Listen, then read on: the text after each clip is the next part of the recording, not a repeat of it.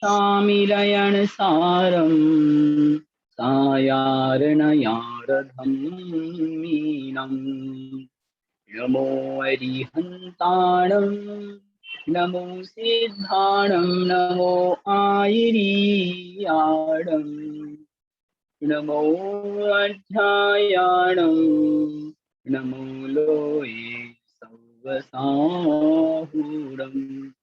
बोलिए पंच परमेष्टि भगवान की जय। देवादिदेव श्री ऋषभनाथ भगवान की जय। आचार्य गुरुवर श्री विद्यासागर जी महाराज की जय। परम पूज्य मुनि पुंगव श्री सुधा सागर जी महाराज की जय। राज की जय। आइए आज की कक्षा अपन प्रारंभ कर रहे हैं। कल अपन ने गाथा नंबर 65 तक स्वाध्याय कर लिया था। आज गाथा नंबर 66 से अपन स्वाध्याय को आगे बढ़ाएंगे। अभी तक श्रावक धर्म का उपदेश चल रहा था। अब आप देखेंगे कि मुनि धर्म का उपदेश भी अब प्रारंभ होने वाला है। तो आचार्य कुंद महाराज ने मंगलाचरण करते हुए यह उद्देश्य वचन निर्धारित किया था कि मैं सायार नयार धम्मीणम, मैं सागार और अनगार के धर्म का कथन करूंगा। आपने देखा होगा पहली गाथा से अभी तक सागार के विषय में वर्णन चल रहा था। अब 66 नंबर गाथा से आगे मुनि के विषय में भी यहाँ वर्णन चलेगा। गाथा नंबर 66।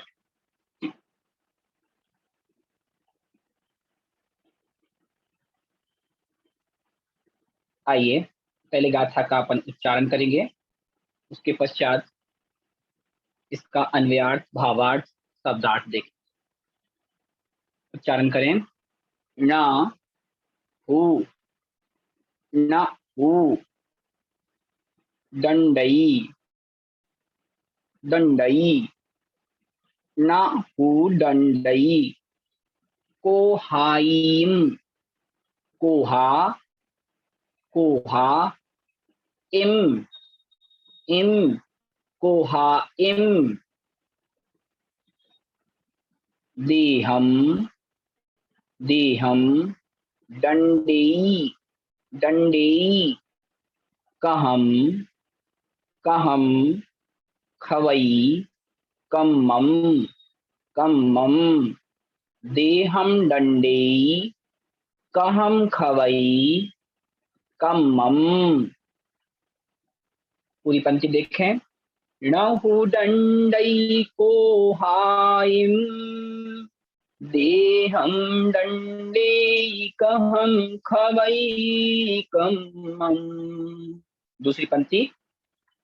सप्पो, सप्पो, किम, किम, मुबई, मुबई, तहा, तहा, सप्पो, किम, मुबई, तहा। बम्मीये, आधा माँ और बड़े और माँ के ऊपर बड़ी की मात्रा। बम्मी ए, बम्मी ए, मार दे, मार दे, लोए, लोए, बम्मीये, मार दे, लोए, सप्पो किम मुवैतहा, बम्मीये, मार दे, लोए। उसी का था विनय के साथ हाथ जोड़ के पढ़ना है। नहु दंडई कोहाइम, देहम दंडेई कहम खवई कम्मम, सप्पो किम मुवैतहा, बम्मीये, मार दे, लोए। पुनः उच्चारण करें। नहु दंडई कोहाइम, देहम दंडेई कहम खवई कम्मम, सप्पो किम वैतः ये मार दे लोई। आइए, गाथा की हेडिंग में आचार्य भगवान क्या कह रहे हैं? आपने देखा होगा, सांप जिस स्थान पे रहता है उसे बामी बोलते हैं। तो हेडिंग क्या है? बामी को पीटने से क्या लाभ? कोई ऐसा व्यक्ति है जो बामी को तो पीट रहा है, बामी को तो कूद रहा है, लेकिन सर्प के प्रति दृष्टि नहीं डाल रहा है, उसको दृष्टिगोचर नहीं कर रहा है। ऐसे व्यक्ति के लिए इस दृष्टांत से आचार्य भगवान दृष्टांत की ओर हमें ले जा रहे हैं। वो कह रहे हैं, क्या कह रहे हैं? पहली पंक्ति के प्रथम पद पे पहुंचे। हु यानी निश्चय से, हु यानी निश्चय से, णा यानी नहीं, जो नहीं, दंड यानी दंडित करता है। किसे? कोहाइम, कोहाइम अर्थात क्रोध आदि को।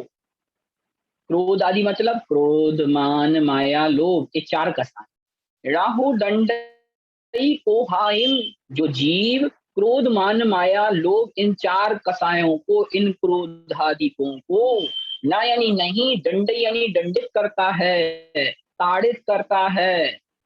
लेकिन देहम दंडई, लेकिन अपनी देह को दंडेई यानी दंड देता है। दंड देने से क्या तात्पर्य है? कष्ट देता है। फिर से देखें, जो जीव, जो बहिरात्मा जीव अपने स्वयं के कोहाइम क्रोध आदि को न दंडई दंडित नहीं करता है, किंतु देहम दंडी, किंतु अपनी आत्मा, अपने देह को, अपने शरीर को दंडे यानी दंडित करता है। कैसे दंडित करता है? उपवास करता है, खूब नियम पालन करता है, घंटों घंटों पूजन पाठ करता है। तो शरीर को तो दंड दे रहा है, शरीर को तो कष्ट दे रहा है, लेकिन अपने अंदर में विराजमान, अंतरंग में विराजमान क्रोध, मान, माया, लोभ, इनको दंडित नहीं कर रहा है। इस जीव के लिए संबोधन दे रहे हैं यहाँ भगवान। तो क्या कह रहे हैं उसके बाद? कहम खवई कम्मम, कहम यानी कैसे, ऐसा वह जीव, कहम मतलब कैसे, खवई यानी क्षय करता है या क्षय करेगा, कम्मम यानी अपने कर्मों को। जो जीव, फिर से लगाएं, पहली पद पर पहुंच जाए, जो जीव कोहाहिम न दंडई, जो जीव अपने आत्मा में विराजमान क्रोध, मान, माया, लोभ आदि को न दंडई दंडित नहीं करता है, लेकिन देहम दंडेई अपनी देह को, अपने शरीर को दंडित करता है, उसे विभिन्न प्रकार से कष्ट देता है, तपाता है। ऐसा वह जीव, कहम माने कैसे, कम्मम खवई अपने कर्मों को नष्ट करेगा। ऐसा वह जीव अपने कर्मों को नष्ट कैसे करेगा? अब उदाहरण से, जो ऊपर बात बताई गई है, तत्व बताया गया है, इसी तत्व को उदाहरण से समझा रहे हैं। क्या कह रहे हैं? जैसे सबको किम मुवई तहा, तहा अर्थात जैसे, सबको यानी सांप, तहा मतलब जैसे, सबको माने सांप, किम यानी क्या, मुबई यानी मरता है क्या, बम्मीए मार दे लोए, लोए अर्थात लोग या लोक या संसारी प्राणी, यदि बम्मीए, बम्मीए यानी उसकी बामी को यदि मारते या पीटते हैं, बम्मीए मार दे यानी पीटते हैं, उसकी बामी को पीटते हैं, तो क्या सबको मवई किम, तो क्या मरेगा सांप? क्या सांप उससे मरेगा क्या? अर्थात नहीं मरेगा। उसी प्रकार से जो जीव नहु दंडई को हाइम अपने क्रोध आदि को दंडित नहीं करता, लेकिन अपने देहम दंडई अपने देह को कष्ट देता है, उसके कहम कम्मम खवई, उसके कर्मों का क्षय कैसे होगा? अर्थात नहीं होगा।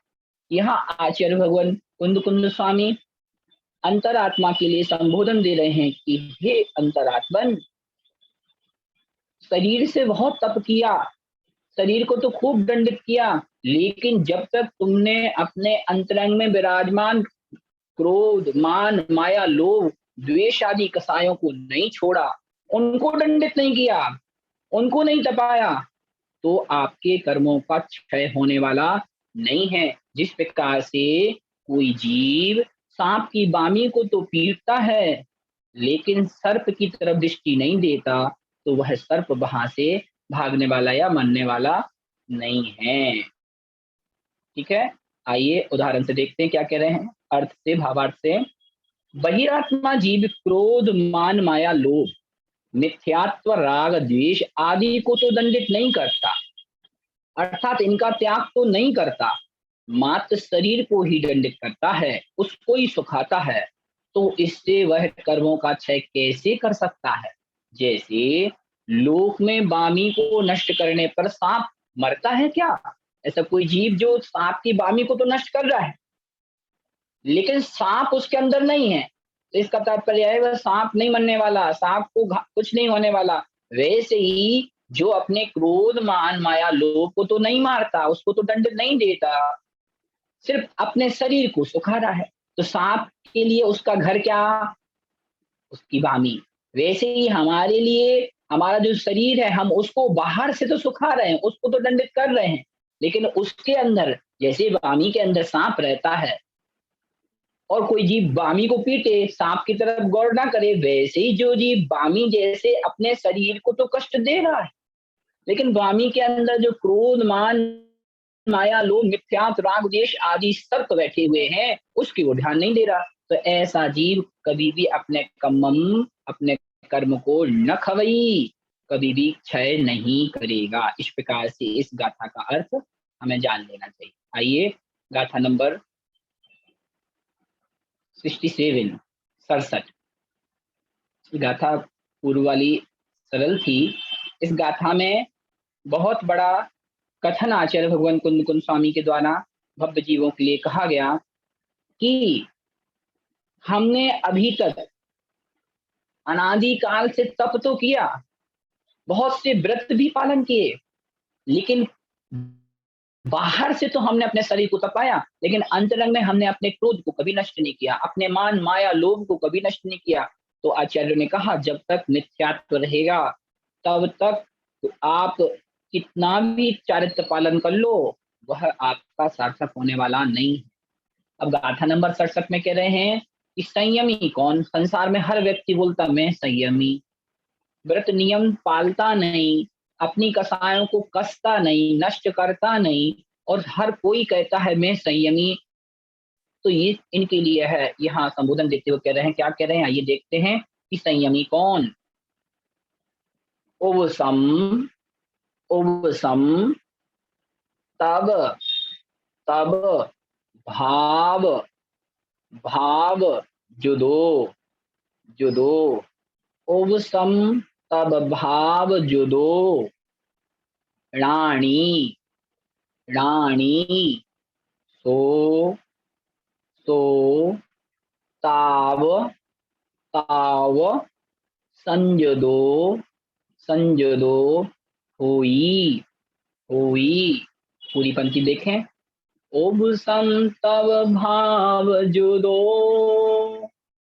उपसम तब भाव जुदो, राणी सोताव संजदो होई, रानी सुताव संजदो होई। दूसरी पंक्ति देखें। रानी, रानी, कसाय, कसाय, बसगो, बसगो, रानी कसाय बसगो, असंजदो, असंजदो, होई सो ताव, होई सोताव, असंजदो, होई सोताव। आइए विनय के साथ गाथा को पढ़ेंगे तो गाथा हमें अवश्य समझ में आएगी। पूरे हाथ जोड़ के विनय के साथ गाथा का उच्चारण करें। उपसम तब भाव जुदो, रानी सोताव संजदो होई, रानी कसाय बसगो, असंजदो सोताव। वैसे देखें। ओ सम तब भाव जुदो, रानी सोताव संजदो होई, रानी कसाय बसगो, असंजदो होई सो ताव। ये गाथा याद करनी है सबको, और ये ध्यान रखना है कि हम क्या संयम को धारण करते हुए भी क्या असंयमी बन रहे हैं क्या? इसी बात का यहाँ कथन कर रहे हैं आचार्य श्री। क्या कह रहे हैं? जो जीव उपसम तप भाव जुदो, उपसम यानी उपसम, तप यानी तप, भावों से जुदो माने युक्त है। जो उपसम तप भाव से युक्त है, जुदो माने युक्त है, सो यानी वह जीव, वह रानी, वह ज्ञानी, संजदो होई ताव, ताव माने तव, सो यानी वह जीव, संजदो यानी संयम से सहित, होई यानी होता है या है। फिर से देखें, जो रानी, जो ज्ञानी जीव, उपसम तप भाव जुदो, उपसम और तप भावों से जुदो माने युक्त होता है, ताव यानी तब, सो यानी वह जीव, संजदो हुई तब वह जीव संयमी कहलाता है। ध्यान रख लेना, संयमी की परिभाषा क्या दी प्रथम पंक्ति में? संयमी कौन? तो कह दिया जो रानी यानी जो ज्ञानी। पहले संबोधन क्या किया? ज्ञानी होना चाहिए। और वह ज्ञानी कैसा होना चाहिए? उपसम तप भाव युदो, उपसम और तप के भावों से युक्त होना चाहिए। वो अपने भावों, अपने भावों को उपसम करता हुआ तप से युक्त होना चाहिए। ऐसा वह जीव, ताव यानी तब, संजदो हुई तब वह संजदो यानी संयमी होता है।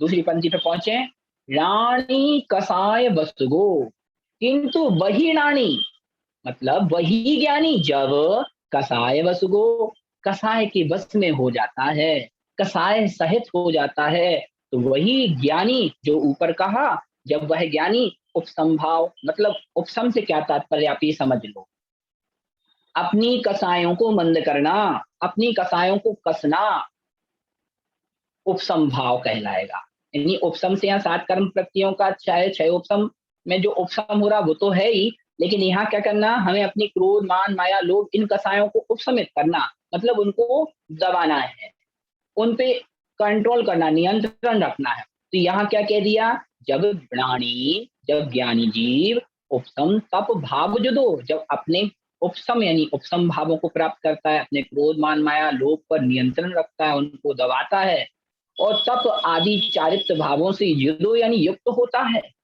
तब वह जीव संजदो होई, ताब यानी तब वह, तो यानी वह जीव संजदो यानी संयमी होता है। लेकिन वही संयमी जीव, वही रानी माने रानी यानी ज्ञानी जीव, जब कसाय वसुगो, अपनी क्रोध मान माया लोभ इन कसाय की वशीभूत होकर के यदवा तदवा प्रवृत्ति करता है, तब वह जीव, वही जो ऊपर की पंक्ति में संयमी था वही जीव, असंजदो होई, सो यानी वह जीव, ताब यानी तब, असंजदो होई तभी वह जीव असंयमी हो जाया करता है। ध्यान रखना, जो संयम धारण नहीं किए वो तो संयमी है ही, लेकिन वह जीव भी, वे ज्ञानी जीव भी जो पहले तो उपसम भाव से युक्त थे, तब आचरण करते थे, तब तो वो संयमी थे ही थे, लेकिन जिस क्षण उन्होंने अपनी कसाय के वशीभूत होकर यदवा तदवा आचरण किया, उसी समय वे ज्ञानी जीव असंयदो हुई, असंयमी हो जाया करते हैं। यह गाथा उन सभी संयमों जीवों के लिए संबोधन दे रही है, उन्हें सभी ज्ञानी जीवों, वृत्ति जीवों के लिए संबोधन दे रही है कि हे वृत्ति जीवो, हे ज्ञानी जीवो, कि अपने संयम पे प्रति क्षण दृष्टि रखना। ठीक है, यहाँ से अपन कह सकते हैं कि यहाँ से आत्मा का कथन प्रारंभ हो रहा है, और यहाँ पे आचार्य भगवान कह रहे हैं, प्रत्येक जीव को सचेत कर रहे हैं कि बहिरंग में तो चारित्र धारण किया, नियम व्रत पालन कर रहे हो, तब तो आप संयमी हो ही, क्योंकि आप उपसम किए हुए हो अपनी कसायों। लेकिन जिस क्षण आप अपनी कसायों के वशीभूत हो गए, क्रोध कर रहे, अहंकार कर रहे, यदवा तदवा वचन बोल रहे, तो उसी समय आप अपने संयम से च्युत होकर के असंयमी हो जाया करते हो। इस बात पे हमें गौर करना है। ठीक है, ये गाथा स्पष्ट है। आइए इसका भावार्थ देखते हैं अपन। ज्ञानी, जब तक उपशम व तप भाव से युक्त होता है तब तक वह संयमी है। ज्ञानी जब कसाय के बस, बसगो नरेंद्र कुमार जी, बसगो का मतलब होता है बसीभूत होना, यानी क्रोध के बस में हो जाना। बसगो माने बसीभूत। ज्ञानी जब उपशम व तप भाव से युक्त होता है तब तक वह संयमी है। देखिए स्पष्ट कहा इस पंक्ति में, जब ज्ञानी जीव उपशम और तप भाव से युक्त है तब तक तो वह संयमी है, लेकिन वही ज्ञानी जब कसाय के बसगो माने बसीभूत हो गया तब वह असंयमी हो जाया करता है। इस प्रकार से इस गाथा का अर्थ समझना चाहिए, बाकी विशेष अर्थ आप इसमें से पढ़ सकते हैं। आइए अगली नंबर गाथा देखते हैं, गाथा नंबर 68। आपने देखा होगा 50, 55 गाथा, 60 गाथा तक हमारे श्रावकों के लिए कथन आया। अब यहाँ ज्ञानी जीव के लिए संबोधन दे रहे हैं, और यहाँ ज्ञानी कौन, तो कहा ज्ञानी वह जो मुनि है, जो व्रतों को धारण किए हुए हैं, उनके लिए संबोधन दे रहे हैं। हमारे लिए तो संबोधन है ही, लेकिन अब मुख्यता उनकी अपेक्षा।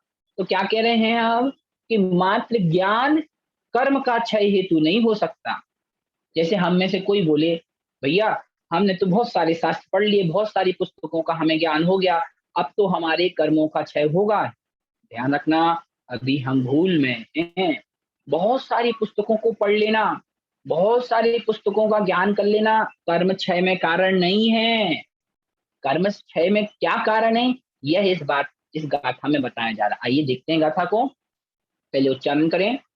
राणी, राणी खवी, खवी कम्मम, कम्मम, राणी खवी कम्मम, णाण, णाण बले, बले णेदी, णाण बले णेदी।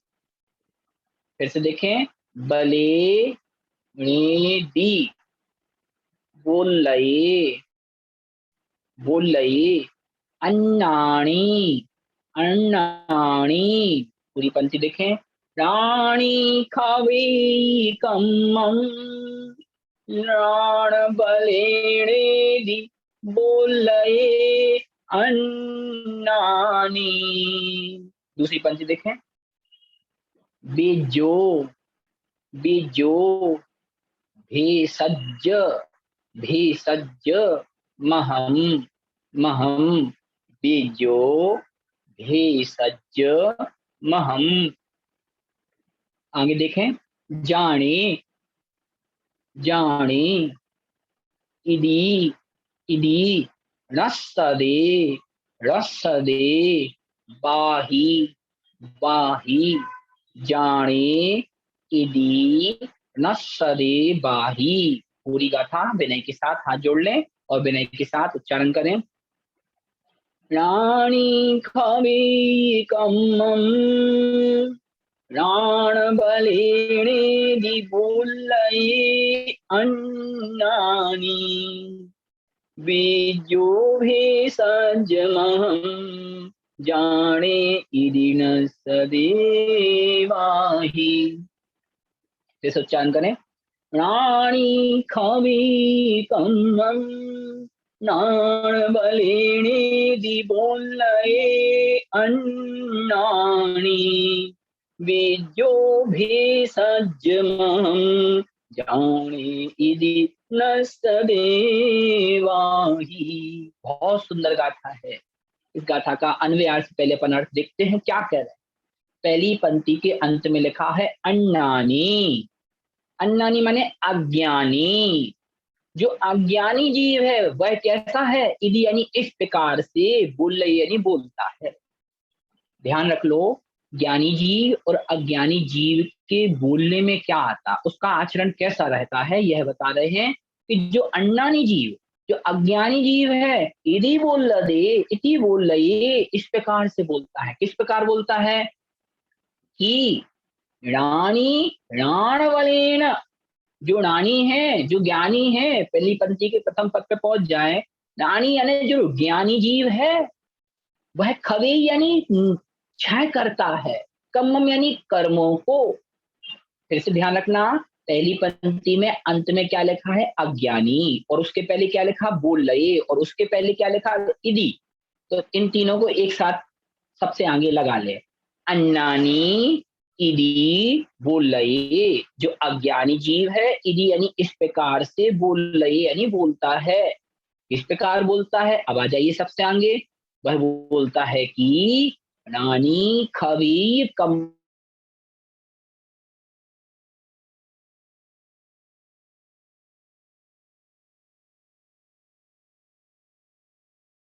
नाण बलेन, नाण यानी ज्ञान के, बलेन यानी बल से।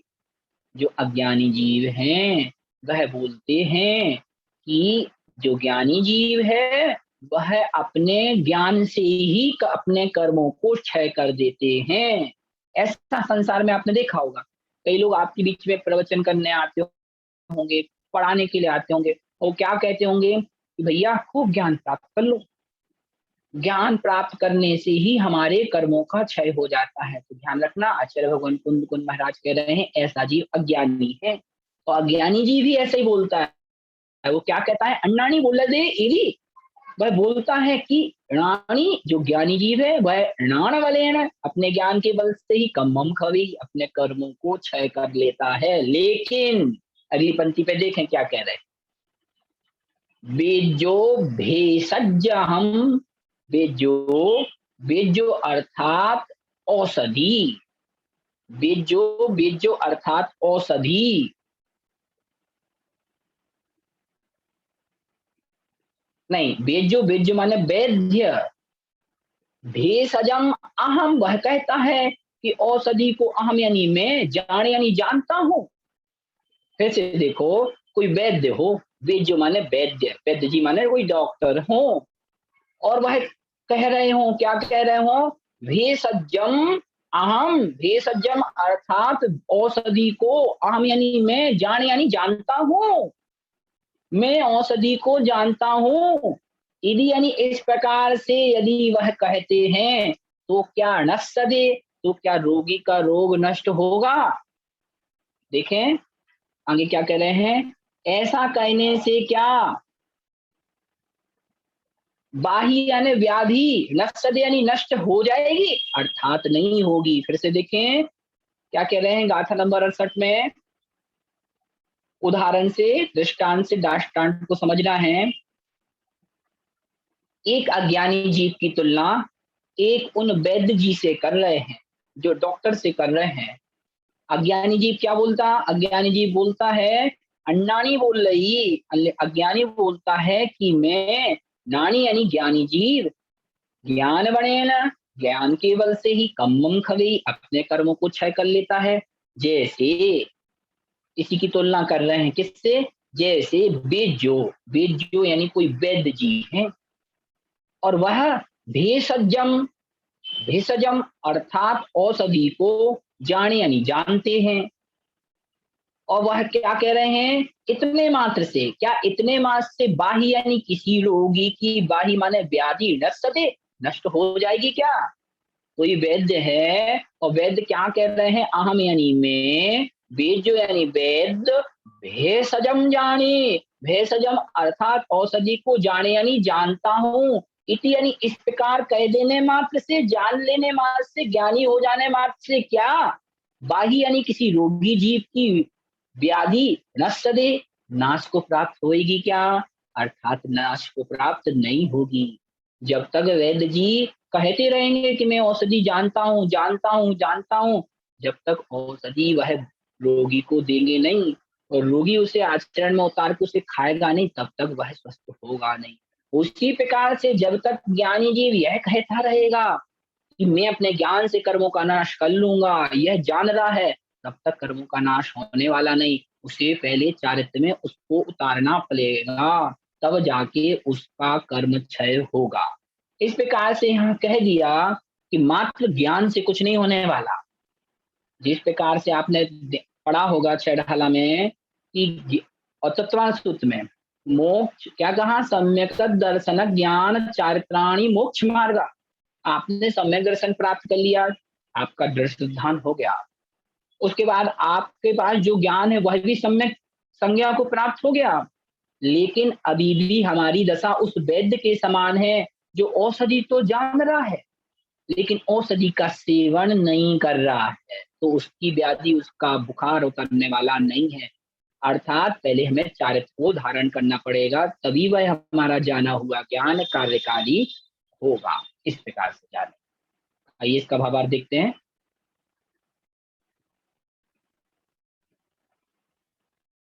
भावार्थ,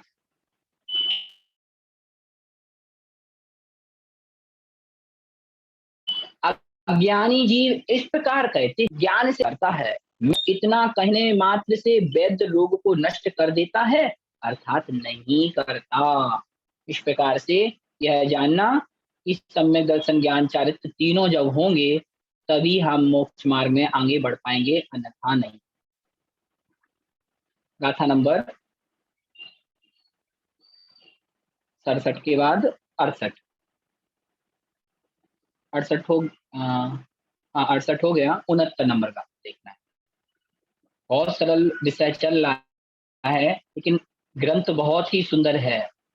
शायद आप में से कुछ लोगों ने तो इसका नाम भी नहीं सुना होगा। आइए ऐसे बहुमूल्य ऋण सार ग्रंथ की 69 नंबर गाथा अपन देखते हैं, इसमें क्या कह रहे हैं आचार्य भक्त। मोक्ष के मार्ग का पथ क्या है, ध्यान रखना।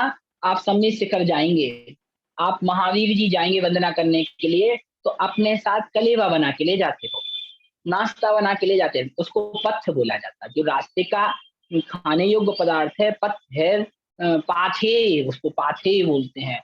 तो यहाँ कह रहे हैं मोक्ष मार्ग का पाथे क्या है, पथ क्या है। आइए अपन देखते हैं, पहले उच्चारण फिर उसका अर्थ।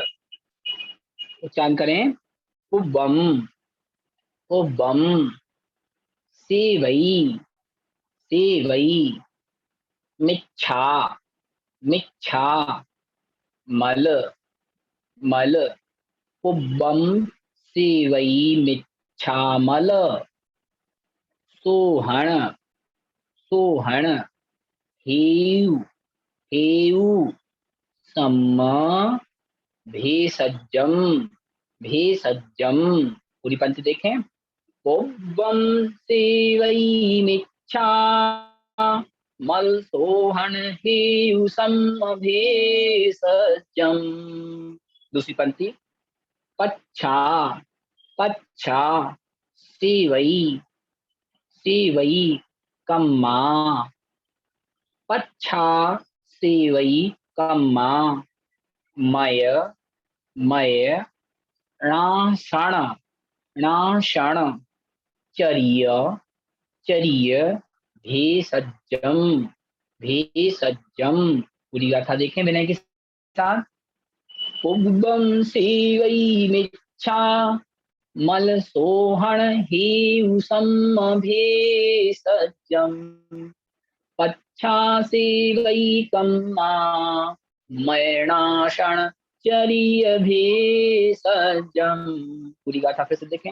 उबम सेवई मिच्छा मल सोहण हेयु सम्म भेषजम, पच्छा सेवई कम्मा मयणाषण चर्य भेषजम।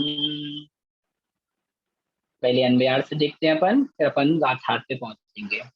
देखिए जो लोग बाद में जुड़ रहे हैं उनका अगर पाठ रह जाए तो प्रतिदिन एक दिन पूर्व की रिकॉर्डिंग ग्रुप पे डाली जाती है।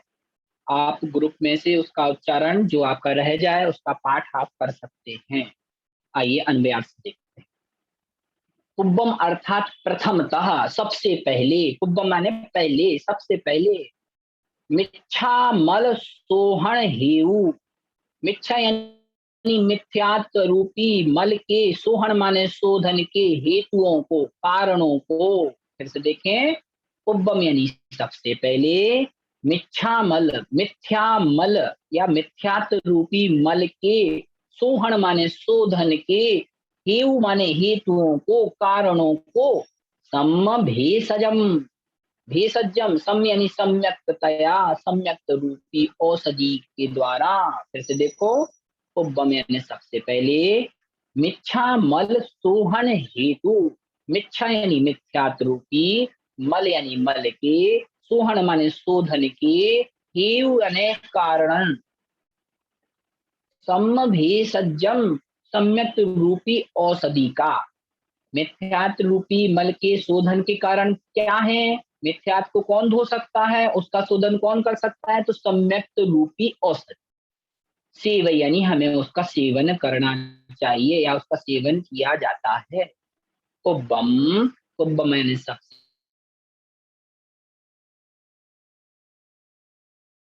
पहले, मिच्छा मल सोहन हेयु के शोधन के हैं ऐसे सम्यक, सम भेषजम, सम यानी सम्यक्त रूपी, भेषजम यानी औषधि का सेवई सेवन किया जाता है।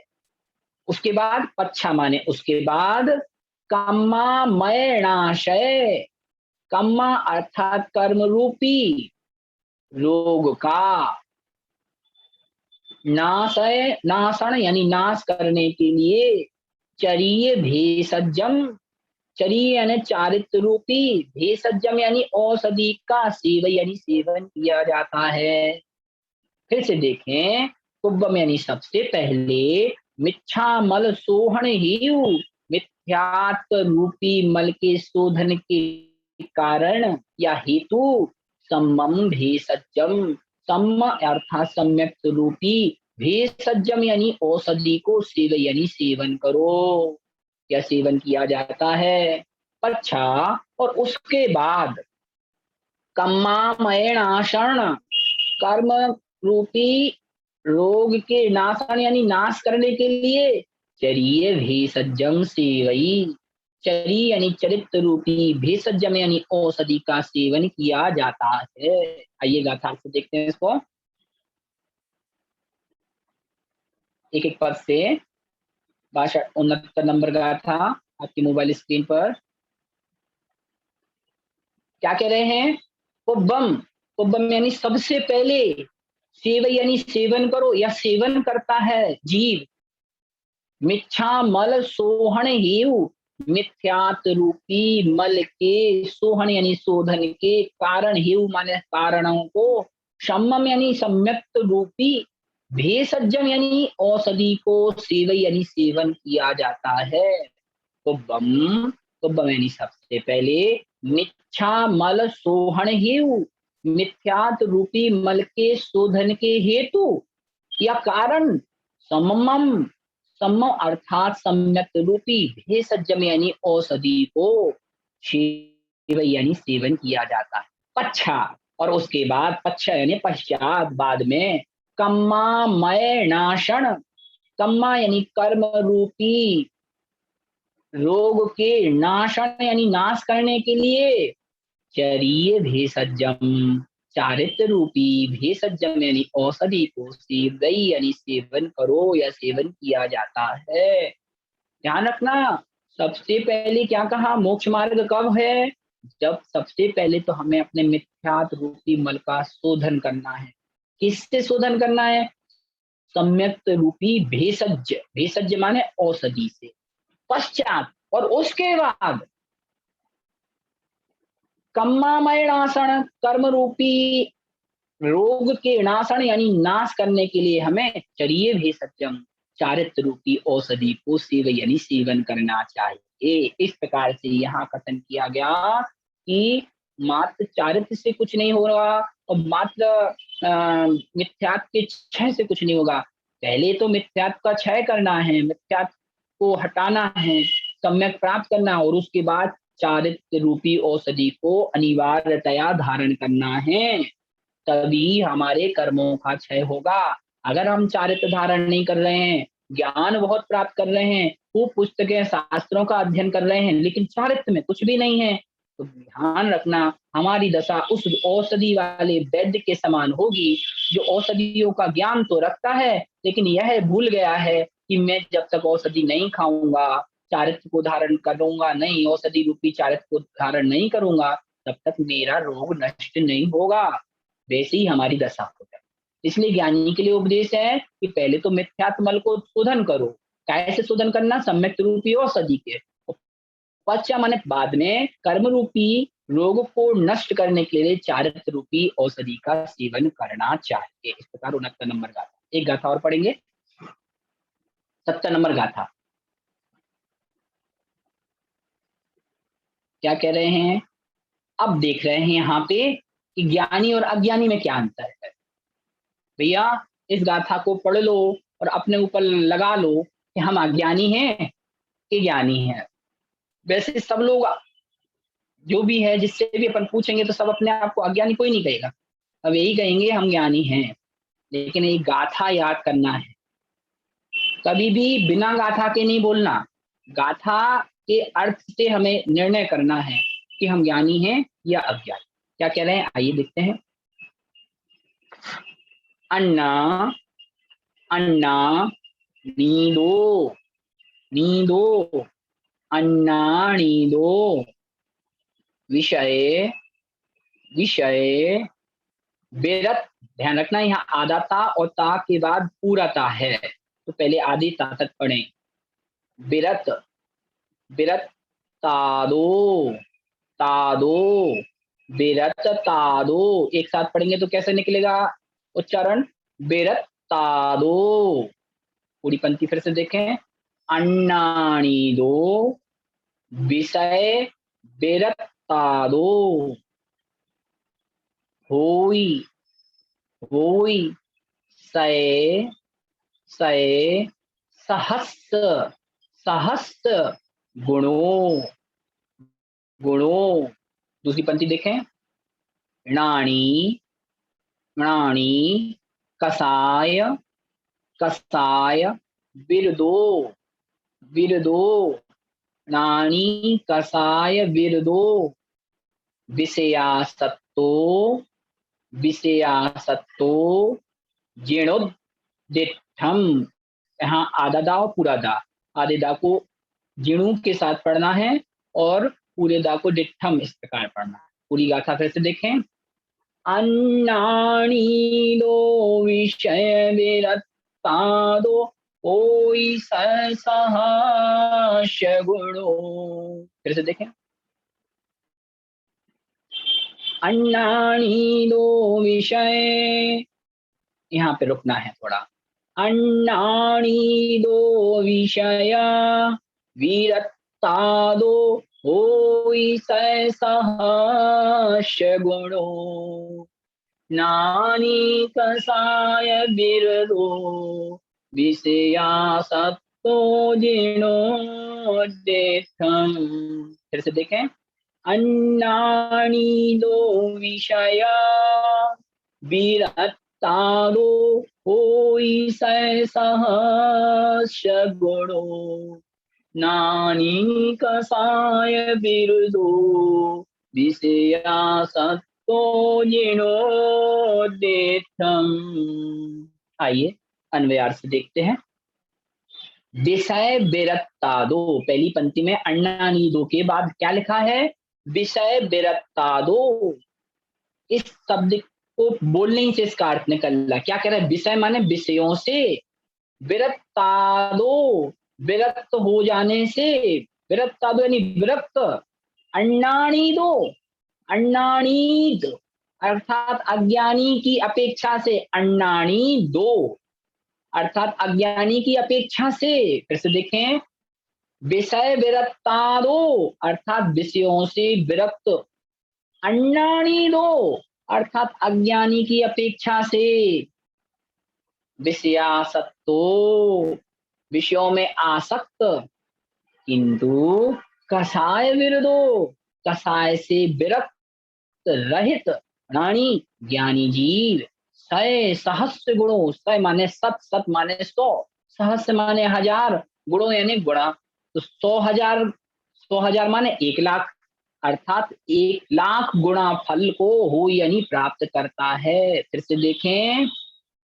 विषय विरक्तादो विषयों से विरक्त, अन्नानी दो अन्नानी की अपेक्षा से, विषयासक्तो विषयों में आसक्त, किंतु कसाय विरदो कसाय से रहे, तृणानी यानी ज्ञानी जीव, सय सहस्र गुणों 100,000 गुणा, सय माने 100, सत माने 100, सहस्त्र माने हजार, गुणो यानी गुणी या गुणे, फल को हो यानी प्राप्त हो जाता है।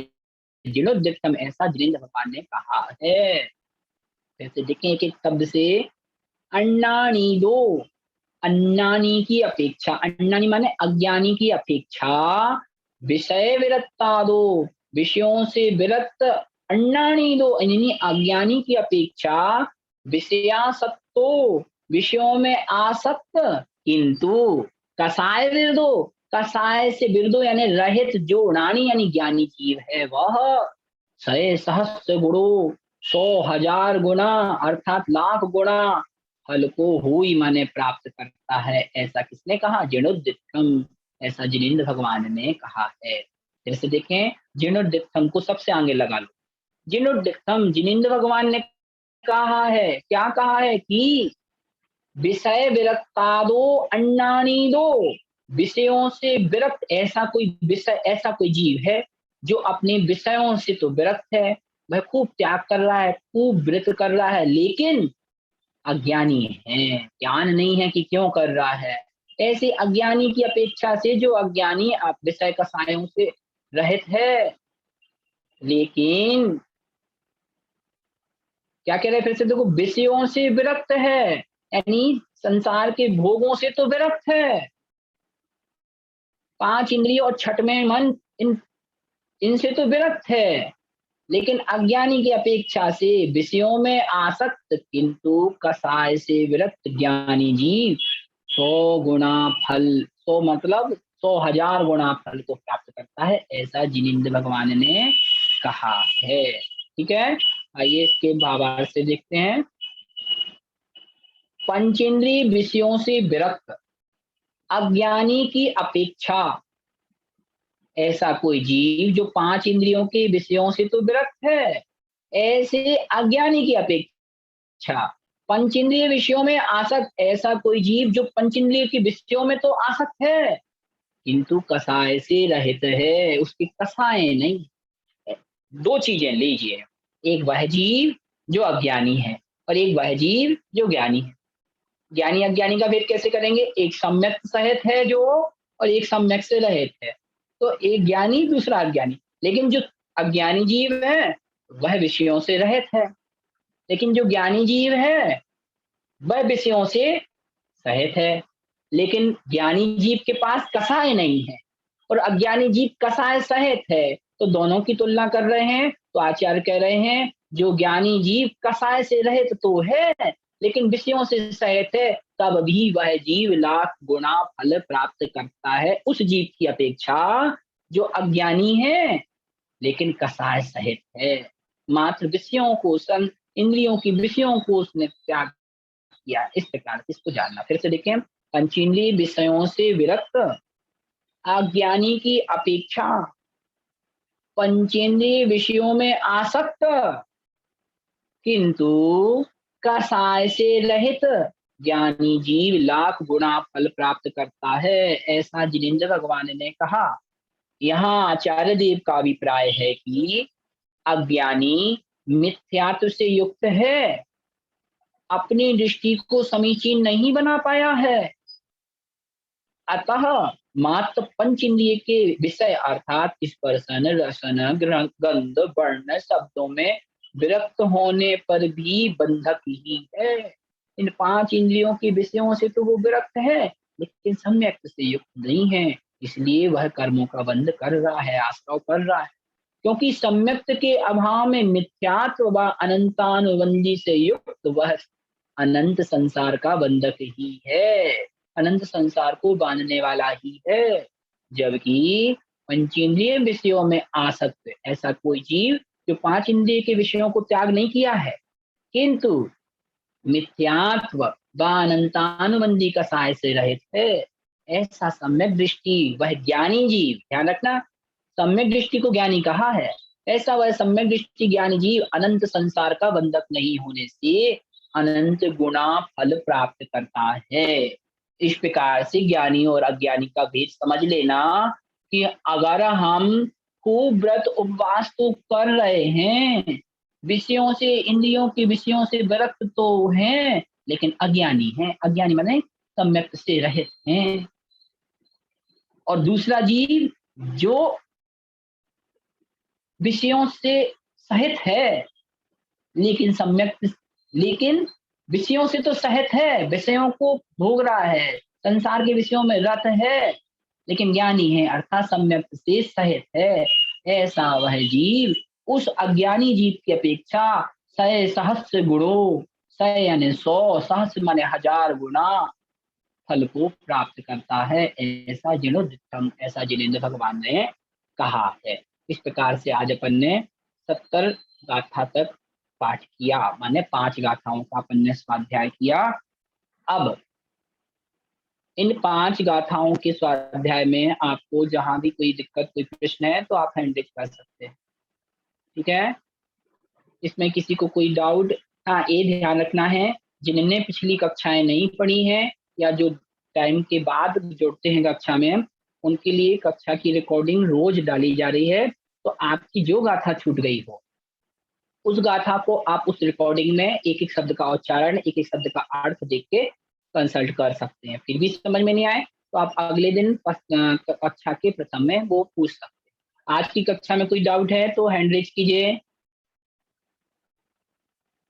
सविता जी माइक अनम्यूट करें और वीडियो भी चालू रखें। हाँ सविता जी।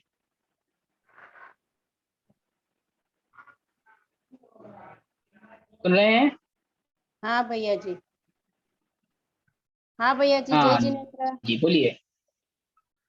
भाई, जय डाउट तो जिनेन्द्र। कुछ नहीं है हाँ, गुरु पूर्णिमा को आपको मैं शत शत प्रणाम करती हूँ, इसलिए मैंने करा। आप हमारे नए गुरु बने, बहुत अच्छा पढ़ा नहीं रहे नहीं नहीं हमको। हाँ भैया जी, नहीं इसलिए नहीं आप एक नहीं, बार घाटोल जरूर पधारना भैया जय जी। जिनेन्द्र। घाटोल से भी हम बहुत आए थे घाटोल। शास्त्री बन हाँ के आए मैं थे। आज आ चुका हूँ, आ चुका हूँ, हाँ आ चुका हूँ। अच्छा अच्छा, अंकित फिर जी हैं आपके यहाँ पधारना। घाटोल में? हाँ अंकित हाँ जी है, अंकित जी हाँ सब। मेरे घर के हाँ पास ठीक ही रहते हैं।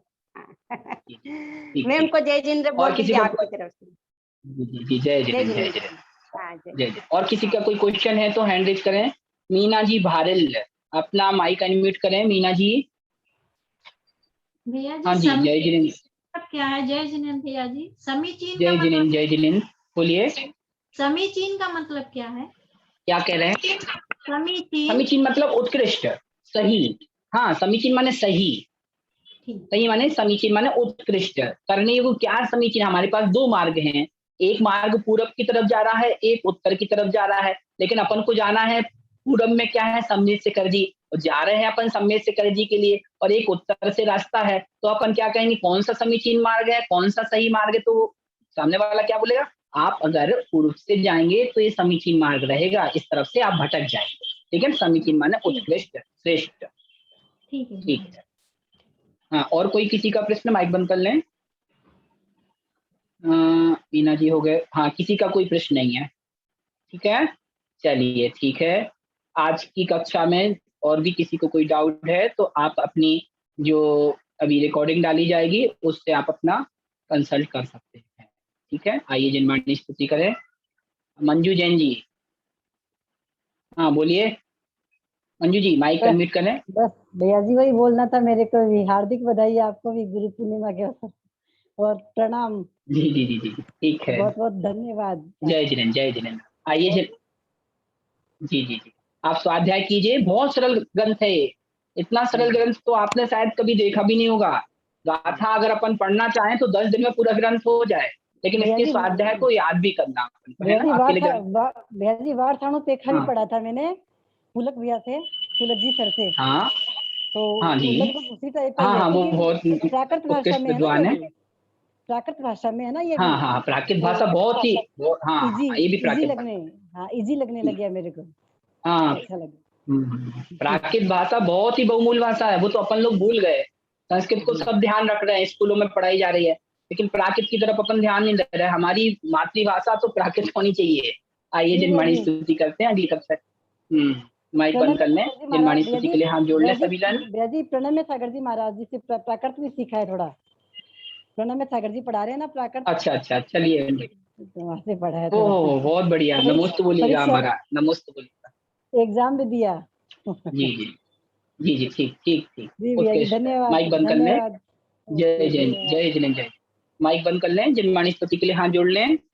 या वाणी के ज्ञान से सूझे लोकालो, सो वाणी मस्तक नमो सदा देखो भो। 9 बार नमो।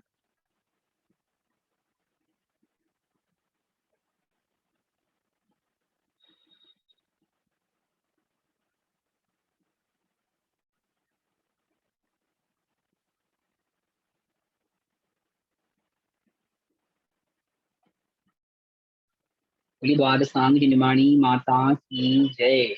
सभी के लिए जय जिनेन्द्र। अगली कक्षा न्याय दीपिका की होगी। जो उस कक्षा में पढ़ रहे हैं वो इसको लैप करके उसको ज्वाइन करें।